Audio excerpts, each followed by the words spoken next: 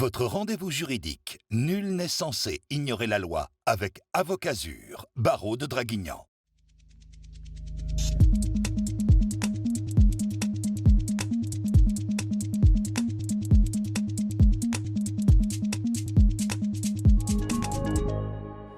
Bienvenue à tous dans ce nouveau numéro de Nul n'est censé ignorer la loi, votre émission de conseil juridique sur Azur TV. Cette semaine, avec toujours le partenariat très actif de l'Ordre des avocats du barreau de Draguignan, nous allons parler de la garde à vue, une garde à vue qui a été réformée en 2011 avec notamment ce que l'on appelle l'audition libre. Nous parlerons également de la garde à vue de façon générale avec le rôle de l'avocat. Et puis, on parlera d'une notion que vous connaissez peut-être, le droit au silence. Nous verrons comment on peut l'utiliser lors d'une garde à vue. Pour parler de tout ça, Maître Isabelle Colombani, bonjour. Merci d'avoir accepté donc cette invitation. C'est vrai que la garde à vue, c'est quelque chose qu'on connaît tous, parce que c'est peut-être l'une des procédures dont on entend le plus parler. Ce qu'on sait moins, c'est qu'elle a été réformée en 2011 et qu'on a créé ce que l'on appelle l'audition libre. Alors, est-ce que vous pouvez nous définir un petit peu ce qu'est cette audition libre ? Alors, la garde à vue, le principe de la garde à vue a été réformé à 2 reprises. En 2011, comme vous l'avez dit, et en 2014, par la loi du 27 mai 2014, qui crée l'audition libre, qui va permettre à un officier de police judiciaire de vous entendre dans ses bureaux, sur une durée limitée de 4 heures, et de vous entendre sur des faits pour lesquels on vous soupçonne. Mais vous êtes libre de vous y rendre, de ne pas vous y rendre, de partir à tout moment et de faire appel à un avocat, ce qui est totalement méconnu par les justiciables. Alors, quand on parle d'audition libre, on peut par exemple être chez soi, recevoir un coup de fil d'un officier de police judiciaire qui vous dit « j'aimerais vous entendre sur telle affaire ». Il est obligé de vous expliquer un petit peu ce pourquoi il veut vous entendre.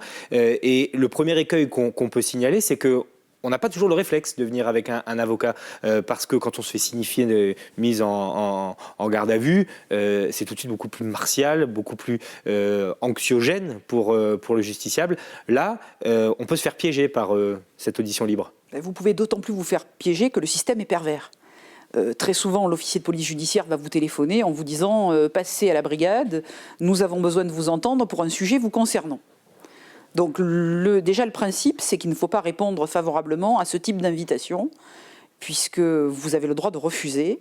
Et depuis 2014, et plus précisément depuis cette loi de mai 2014 applicable au 1er janvier 2015, on doit vous convoquer par écrit avec le motif de la convocation et vous spécifier l'infraction pour laquelle vous allez être entendu. Parce que ce sont des infractions. Ce sont des infractions. Pour une suspicion de crime, par exemple. Pour une suspicion de crime, là, bien évidemment, le placement en garde à vue. Placé en garde à Voilà. vue. Mais c'est bien de le préciser. Voilà, l'audition libre, ce sont des petites infractions générales, des infractions qui concernent le code de la route, qui concernent beaucoup les chefs d'entreprise, pour des infractions très techniques sur la sécurité dans le cadre de l'emploi, sur des fraudes fiscales. On peut vous entendre tout d'abord en audition libre, donc vous avez tout intérêt à vous faire assister d'un avocat, d'autant plus que vous pouvez reporter le rendez-vous tant que votre avocat n'est pas disponible. Voilà, donc c'est ce que j'allais dire. Une fois que cette convocation arrive, on peut la refuser. Est-ce qu'il y a des conséquences pour l'affaire ? Non, vous pouvez refuser, il n'y a aucune conséquence, il n'y a pas de moyen coercitif. Vous pouvez refuser de vous y rendre, vous pouvez donner les coordonnées de votre conseil et c'est l'avocat qui se mettra en rapport avec les officiers de police judiciaire et qui conviendra d'un rendez-vous.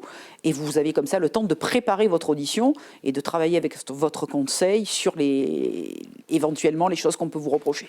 Alors ce qui est important de signaler, c'est que vous souhaitez mettre l'accent sur cette audition libre parce que ça peut être un piège pour le justiciable. Puisque depuis que l'avocat accompagne le mis en garde à vue dès la première heure, cette technique de l'audition libre permet d'extirper, si on peut dire, des aveux sans la présence d'un avocat, parce que le justiciable convoqué se sent tout simplement en confiance. C'est tout à fait ça. Alors, il faut savoir que les services de police et de gendarmerie n'ont pas été très satisfaits de notre intervention dès la première heure. Nous sommes aujourd'hui au même niveau que les États-Unis. Dès que vous êtes placé en garde à vue, vous pouvez faire appel à votre avocat. On vous notifie vos droits et vous êtes en droit de ne pas vous exprimer tant que votre avocat n'est pas arrivé. Sachant que la loi prévoit un battement de 2 heures pour que l'avocat se rende sur place. Et au bout de 2 heures, on va commencer l'audition, même si votre avocat n'est pas là. Si votre avocat est indisponible, on vous commet un avocat d'office qui va intervenir à vos côtés. Donc l'audition libre permet de vous entendre pendant 4 heures, sans avocat, d'établir un procès-verbal où on peut recueillir notamment vos aveux. Et après, malheureusement, au terme de cette audition libre, vous pouvez avoir un placement en garde à vue. Et là, bien souvent, il sera trop tard pour exercer vos droits de la défense. Donc, de façon très triviale, on va à une audition libre avec un avocat. Voilà, on n'y va jamais seul. Alors, est-ce qu'il ne peut pas y avoir, dans la suite de l'affaire, un quelconque préjudice? On en parlera tout à l'heure avec le droit au silence. Si on refuse tout simplement de se présenter à cette audition libre, est-ce que ça ne fait pas office d'aveu dans l'esprit des magistrats qui, peut-être, derrière, vont être amenés à... Sur l'audition libre, non, parce que justement, la réforme de 2014 modifie ce soupçon qu'on a sur vous. Avant 2014, vous étiez entendu en audition libre sans qu'il y ait un soupçon de commission d'infraction. Depuis 2014, le texte a changé. On sait très bien que lorsque vous êtes convoqué en audition libre, c'est qu'on vous soupçonne d'avoir commis une infraction pénale. Donc dès lors, on ne peut pas vous reprocher de vouloir organiser votre défense. C'est un droit constitutionnel. Il n'y a aucun magistrat qui pourra vous en tenir rigueur. Alors, on élargit le propos à la garde à vue en général, que l'on parle d'audition libre ou de garde à vue. Le rôle de l'avocat est central. Il a été renforcé donc avec cette réforme et la possibilité d'obtenir les services de son avocat ou d'un avocat commis d'office dès la première heure. Est-ce qu'on peut rappeler les choses auxquelles vous veillez lorsque vous accompagnez vos clients durant une garde à vue? Alors là, je pense qu'il faut être très précis sur ce que peut faire l'avocat en garde à vue ou en audition libre. La première chose qu'il va faire, c'est voir si le déroulement de la garde à vue se passe bien. Déjà, si on a notifié les droits à toute personne gardée à vue, et c'est très important parce que le fait d'être placé en garde à vue, c'est déjà un moyen de limiter votre liberté. La garde à vue, c'est un moyen coercitif où vous n'êtes plus libre de vos mouvements, et donc l'avocat est là pour vérifier si vos droits ont été respectés. Le droit de prévenir quelqu'un de votre famille, le droit de subir un examen médical et le droit d'avoir recours à un avocat. C'est la première mission de l'avocat. Deuxième mission, dès que l'avocat arrive, il a la possibilité de s'entretenir avec son client pendant 30 minutes. Entretien qui est confidentiel et qui permet, j'allais dire déjà, de connaître la position de notre client et de lui expliquer la suite. De lui expliquer un peu, pardonnez-moi l'expression, mais à quelle sauce il va être mangé. De lui expliquer le déroulement de la procédure, qui est technique, et de lui expliquer les enjeux en fonction de l'infraction. Là aussi, il faut être très précis, nous n'avons jamais accès au dossier pénal. La garde à vue peut durer 24 heures, elle peut être renouvelée pour 24 heures, 48 heures. Dans certaines infractions, elle peut même passer jusqu'à 96 heures, notamment en matière de stupéfiants. Pendant toute cette période-là, l'avocat n'a pas accès au dossier. Alors, c'est ça, quand vous dites que vous n'avez pas accès au dossier, vous savez pourquoi votre client est placé en garde à vue, mais vous ne disposez pas des éléments qui l'accusent, c'est ça? Nous n'avons pas accès aux éléments à charge. Voilà. Alors donc, après, on va les deviner au fur et à mesure des auditions. Dans les infractions routières, les délits très établis, ça doit être plus facile pour vous de gérer. Mais après, quand on est dans par exemple des problèmes de délits financiers, toutes ces questions qui deviennent très techniques, avec des détails dont l'avocat a besoin de se tenir au courant pour monter une défense, vous ne les avez pas jusqu'à un certain moment. On ne les a pas pendant toute la garde à vue et on ne les aura qu'après. Que lorsqu'il y aura un déferment, une comparution devant un juge d'instruction, où là on aura accès au dossier. Alors c'est c'est notre cheval de bataille sur la garde à vue, puisqu'on aimerait avoir accès au dossier. Là, la seule chose que nous pouvons lire, ce sont les PV d'audition de nos clients. Même situation, on assiste aux auditions, on assiste aux confrontations, mais notre rôle est limité, on n'a pas une participation active.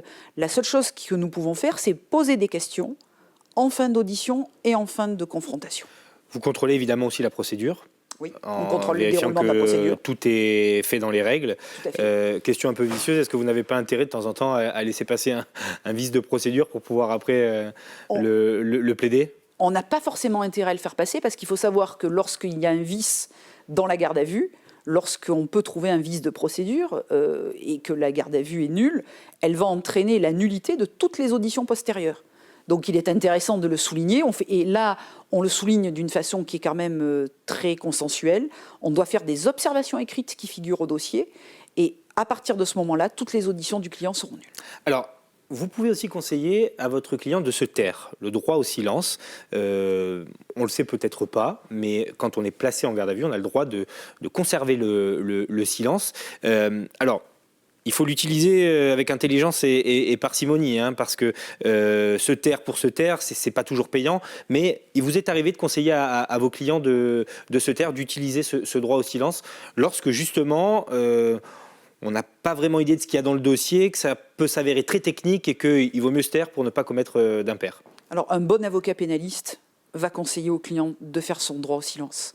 Se taire, c'est éviter d'en dire trop, alors qu'on ne sait pas ce qu'il y a dans le dossier, et vous l'avez parfaitement souligné, sur des infractions très techniques, sur des infractions où parfois... On en revient aux délits financiers. Oui, les délits financiers, des infractions qui peuvent concerner des élus.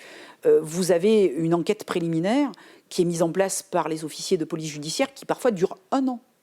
Donc vous avez 12 mois d'enquête préliminaire, c'est quelque chose qui est colossal, et quand on arrive en garde à vue, eh bien nous n'avons pas accès au dossier, on ne sait pas ce que détient les officiers de police judiciaire et le procureur de la République qui chapeaute la procédure. Donc c'est vrai que le droit au silence, on le conseille. Et là aussi, les officiers de police judiciaire, eux, prennent le contre-pied parce qu'on assiste à toutes les auditions, mais vous vous doutez bien qu'au moment des repos du client, on s'en va.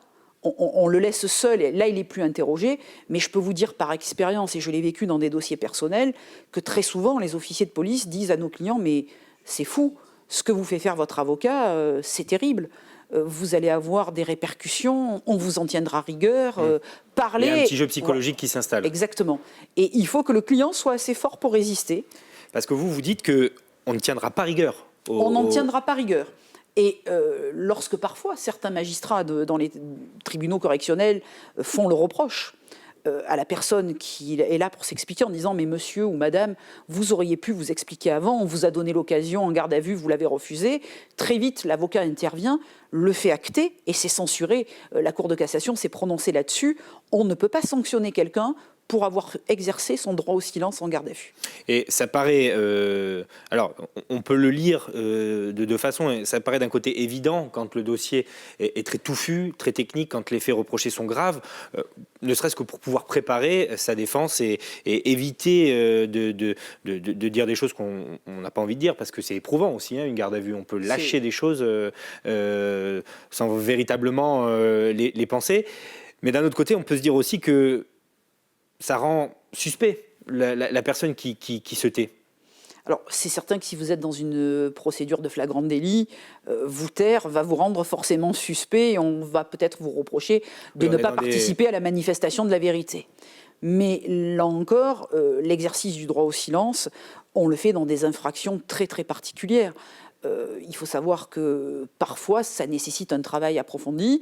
Se taire, ça ne veut pas dire je nie ma participation à une infraction, c'est plutôt je ne comprends pas les tenants et les aboutissants, je ne comprends pas ce qu'on me reproche, j'ai besoin qu'on me l'explique et seul mon avocat va pouvoir le faire. Parce que certaines personnes sont parfois placées en garde à vue pour des infractions qu'on ne peut pas comprendre. Et je prends toujours l'exemple du chef d'entreprise qui n'a pas une connaissance totale des infractions qu'on va pouvoir lui reprocher en tant que chef d'entreprise, en tant que responsable d'une personne morale. Alors pour terminer, ce sera ma dernière question, ça aurait pu être la première. On rappelle que la garde à vue, c'est la première étape, si on peut dire, hein, d'une affaire. Ça peut nous arriver à tous, ça peut arriver très vite aussi, puisque un excès de vitesse, par exemple, un taux d'alcoolémie légèrement supérieur à la norme autorisée, peut vous amener à être placé en garde à vue. Donc c'est quelque chose qui peut concerner tout un chacun et qui arrive très vite. C'est la première étape, hein, j'allais dire, d'un parcours judiciaire, mais pas forcément d'ailleurs. Oui, c'est la garde à vue, aujourd'hui, on la rencontre dans beaucoup de domaines. Et aujourd'hui, vous parlez des infractions routières, mais là où on la rencontre très souvent, c'est en droit de la famille. Et ça nous touche tous. Vous allez avoir un divorce difficile, des problèmes relatifs à la garde de vos enfants. Très souvent, notamment, hein, certains pères de famille vont être placés en garde à vue parce qu'ils n'ont pas respecté le droit de visite et d'hébergement, parce qu'il y a eu des accusations de maltraitance.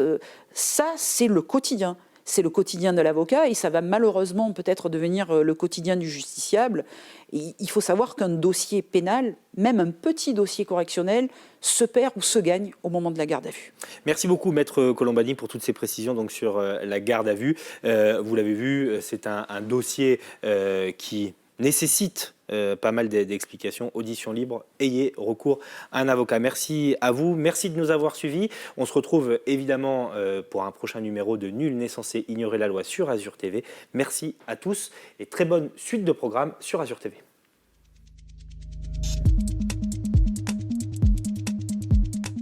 Avocazur, barreau de Draguignan, vous a présenté votre émission juridique Nul n'est censé ignorer la loi.